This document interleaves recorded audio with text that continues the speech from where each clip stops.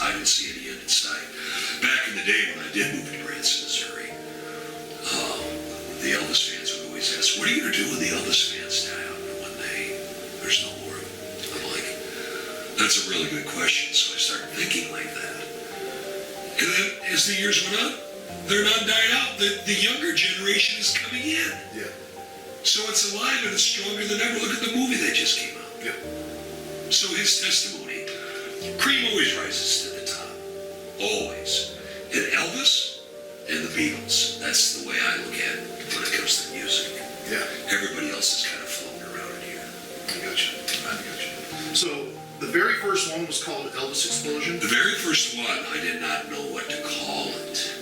It was called the Midwest, wait, hold on. It was called the Midwest Championship of Elvis Impersonating. I had no idea what I was doing. No idea. And I had a partner. And after my partner and I went our separate ways, I'm like, well, to get a fresh start, I need a name. And I did see one that was out in California, like the Elvis Extravaganza or the Elvis Expo. I saw that. I'm like, you need something catchy. Yeah. And then, that's just a no-brainer. So I just took that name, Elvis Explosion. So over the past 25 years, have you actually seen an Elvis explode? Or? No, but I saw him pass away. I should have said that. Yeah, regrettably, we had an Elvis dying heart attack on stage. 2004. Yeah, on stage. Yeah, that on stage. Yeah. And that was a really bad deal. And his name was Larry Haas.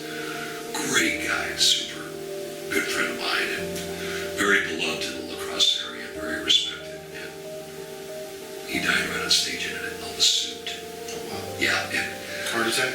Heart attack. Yeah, he had a bad heart. And the eerie thing about it is, he would always say that to me before he would go on stage. He goes, what would you do if I died on stage? He would say that to me. Wow. Yeah, and then he did do it. Because when I approached him when he fell on stage, I'm looking at him, I'm like, Larry, this is not funny. Yeah. And it was happening. Did he have a sense of humor? Well, he did before that. Yeah. I mean, it's bad, it's tragic. And, but he talked about it, so maybe he had a premonition. Huh. That's We crazy. assume we love it. That's crazy. If you could change one thing about Elvis Explosion, what would it be? What would it be? Oh, God, man, why don't you pre-warn me on these questions? I wouldn't change anything, no. I get anxiety, I get stressed. Maybe if I could have a little less stress. Because all of a sudden you can plan on it all year.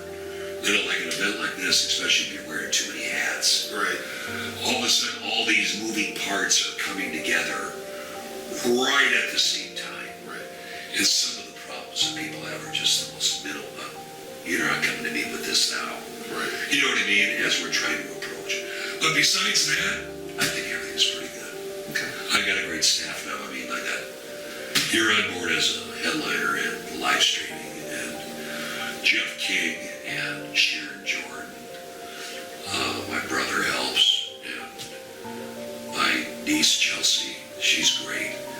So there's a lot of, everyone is delegated. If everybody does their job, Right.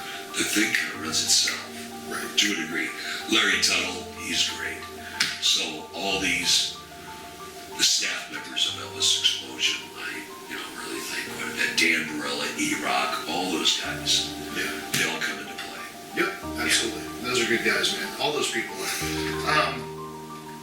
What do you think of, and I'm just going to bring it up because I think it's interesting. I don't know that you've ever had a competing event the same week as Elvis Explosion. This year you do. There's a festival in Virginia on the same weekend. Well, back in the day, there was a time that it was so rare that you could have an Elvis festival. Right. There's 52 weeks in the year. There's only so many weekends that you can't do it because of the holidays. So let's just say you got 45. There are so many Elvis festivals going on now. It's like anything. If it gets popular or if it's somebody's making money, everyone's going to get in on it. Right. Everyone's in on it now. And some events are better than others. Some events are bigger than others. So, yeah, there's another one in, I believe, West Virginia, did you say? I think it's Virginia. Yeah, Taylor Rodriguez and company. He does a good job. Fine entertainer, an ultimate winner, and he even reached out and said, Ronny, we're going to be doing this. I don't think we're going to interfere with you, so I have no problem with it. Okay. No. All right. Just competition is and you're right. It's business. There's so many festivals. There's so many of these young guys too coming up that are, And they're really good. Yeah. They're really good. I mean, let's just say you got 10 new guys. 2 or 3 of those guys are really good. Yeah. The other 7, right in the middle of the mix. And that's why these competitions are kind of like a necessary evil. Regardless if you win, lose, or draw, you're being exposed. Yeah. I mean, I can remember Dean Z coming to Elvis Explosion when he was just a kid, 25 years ago. He didn't even make the finals. Right. And I'm like, well, he's just, he doesn't have it. Now look at him. Yeah. I mean, his ceiling is this high. Yeah. Same thing as Dwight, Ted Torres, all those guys. They grow through the ranks. Yeah. And just like an athlete, some athletes have a higher ceiling than others. Some top out. Yeah. That's it. So probably one of the most important aspects of putting on a contest is the judging. Right. And that's the thing that gets scrutinized by the Elvi, Right. by the Right. people that come out to the It's a big topic. in the just across the boards in the Elvis world, people talk about stuff. What do you do to mitigate circumstances so that you feel that you're giving the fairest, best product and the fairest, best Rule judging? number 1, you always get a judge that doesn't have a dog in the hunt. That is not a manager or a super fan or a groupie or someone just hanging around a little too much. Right. And they got to have knowledge of not only Elvis, but Elvis in concert. Right. What era? What's he wearing? What songs to the era? All that stuff comes into play. And they got to be, extremely respected in the Elvis world. So you have to find almost like, who's judging the judges? Right. And I'll tell you who's doing that is the fans. The fans are all looking over there. Yeah. Well, that judge isn't even looking on stage. Or that judge turned over his paper already. How many times have I heard that? Yeah. Bottom line is, you have to find credible judges. Rhonda Connolly, excellent judge. She does the, the St. Jude's calendar. So you want someone like that. Cindy and Tom Sinaki, Elvis fans in general, and have Elvis knowledge. But not one to go follow one certain Elvis all the time. Diana Bush up in western Wisconsin, Oscar Wilde. Those are our judges this year. Rhonda can't make it this year. And then we have a gentleman by the name of Chris Palmer. He's the general manager of WKBT in La Crosse. He's from Memphis. Then he was transferred to La Crosse. Right. And he asked, he goes, can I be a judge? I go, well, what do you know?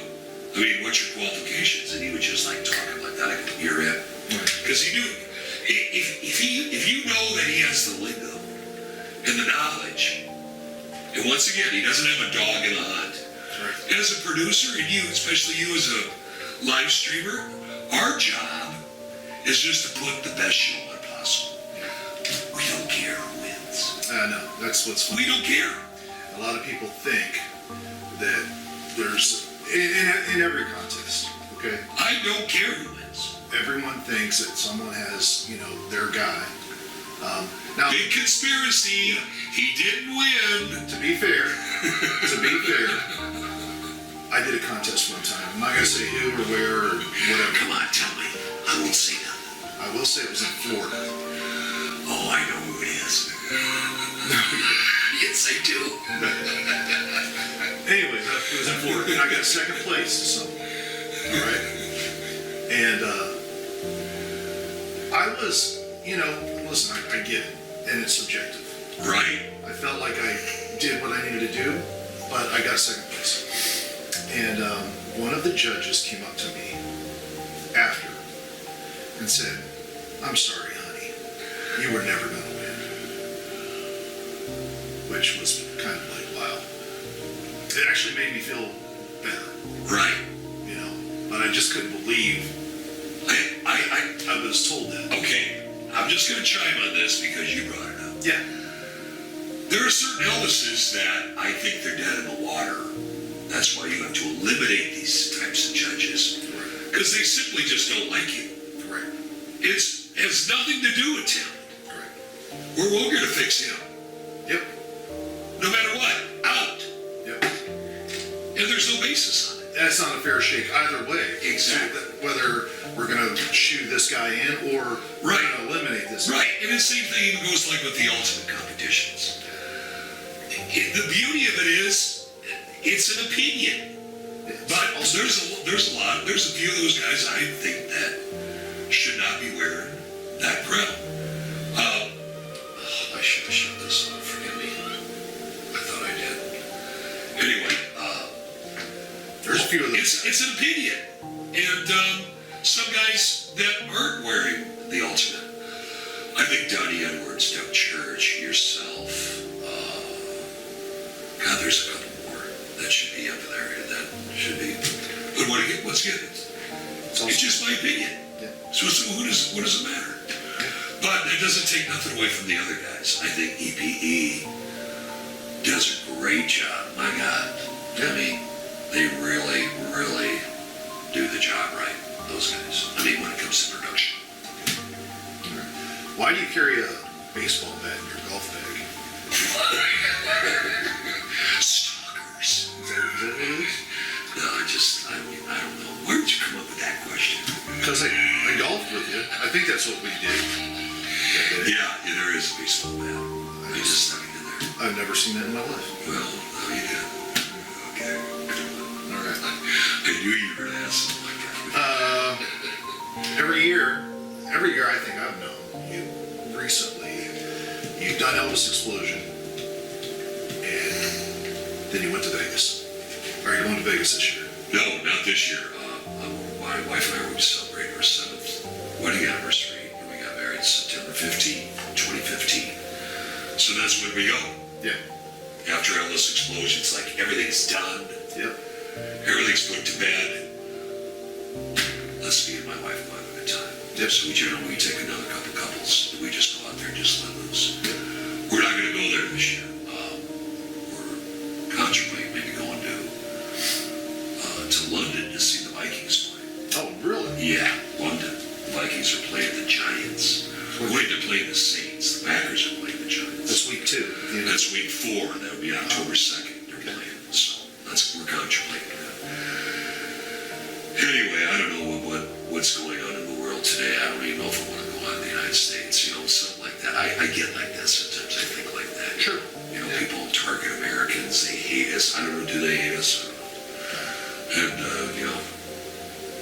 And, I like the Vikings, but maybe not that much. I got you. Think the Vikings are going to be good this year? I think they're going to win the Super Bowl. I can't believe you just committed that to tape. I say it every year, but this year I mean it. Yeah. Okay? Kirk Cousins. Kirk Cousins. He's the guy. If I die, I die. We'll see. What is your definition of a document? Of a document? A legal transaction.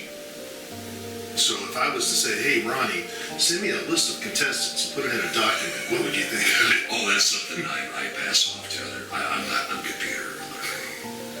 I assign that off. So basically the That's story really is, bad. I know. I said, Ronnie, I need a list of the contestants, and he sends me a picture of a handwritten. That's it. Then I take a picture of this, I go figure it out. Yeah, and I said, can you put that in a document for me? And he said, what do you mean a document? It's my worksheet. It's a document. Yeah. That's a document. I'm just old school. When they were doing computers and that in high school, I took double jump. Yeah. I was shooting up a jump shot. That didn't work out. Did you play tennis? Yeah, I play tennis all the time. You played tennis in high school? Yeah, but I wasn't any good. I'm still not any good, but I did play. You're not bad. I'm not bad, but I'm not good. I can't play with my freaking knees. It's just about getting out there, just, sweating. That's Are you going to sing this year at Elvis Explosion? You know what? If my voice is up for it, I'm going to try. Please. I'm not going to. Okay, stop.